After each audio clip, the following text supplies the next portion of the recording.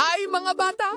Kwento ko sa inyo ang unang beses naming pumunta sa kondo ni tita sa Urban Deca Home sa Pasig. Excited na ako kasi sabi ni mama, may playground daw dun. Pero teka, ang pinaka-exciting? Yung elevator.